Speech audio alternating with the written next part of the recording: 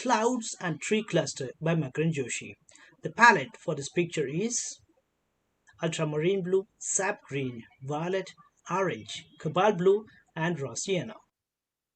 On completion of the first 100 subscribers, I have decided to conduct some research. So you'll find a link in the description below to a Google form.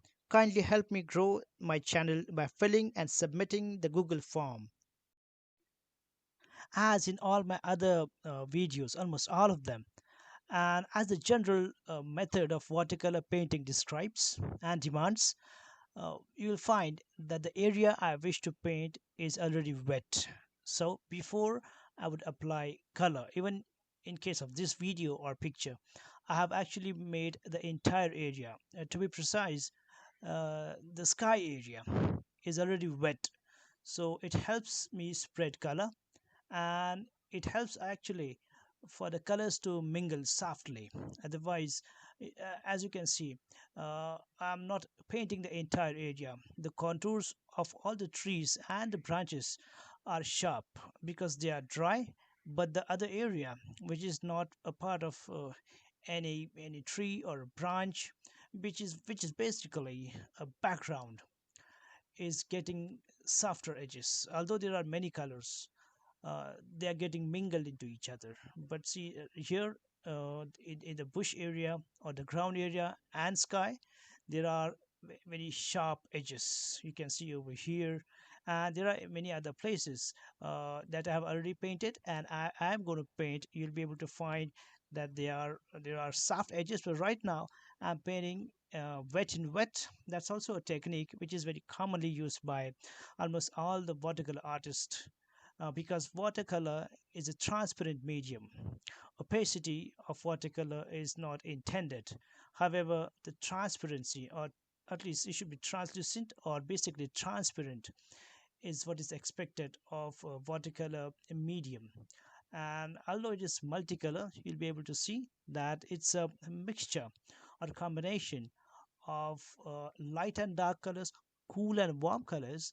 And if we think in terms of edges or the sharpness or the softness, you'll be able to see that right from the beginning, in the initial stage itself, I have taken care that certain shapes are sharper and certain shapes are softer as far as the edges goes.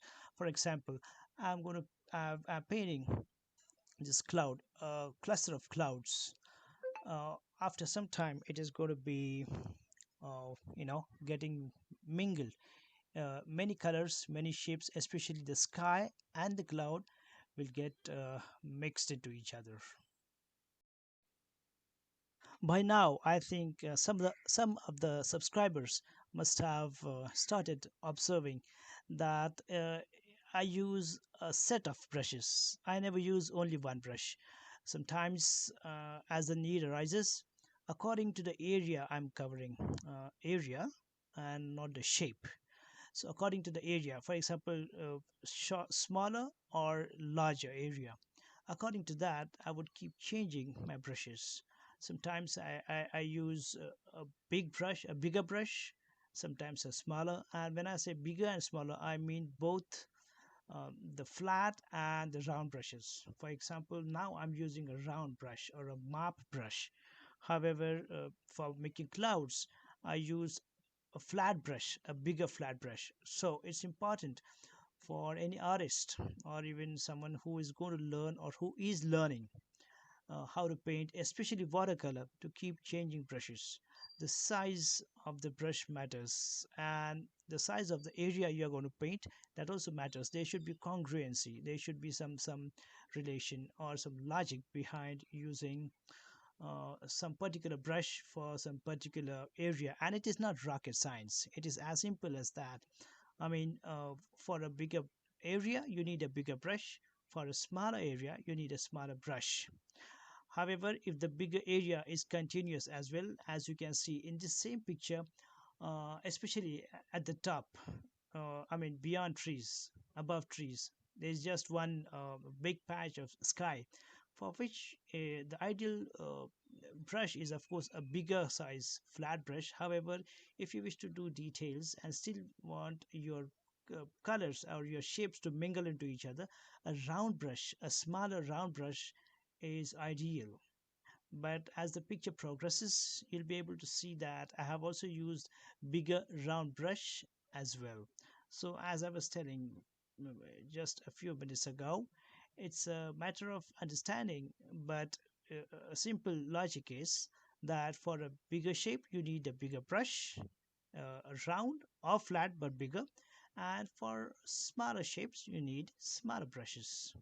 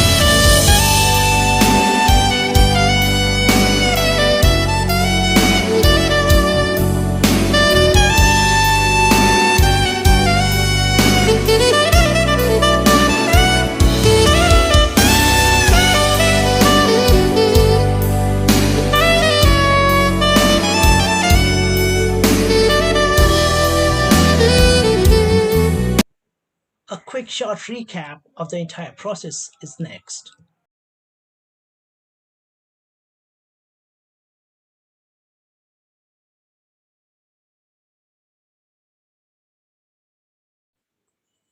And the final stage. Please do not forget to fill this Google form.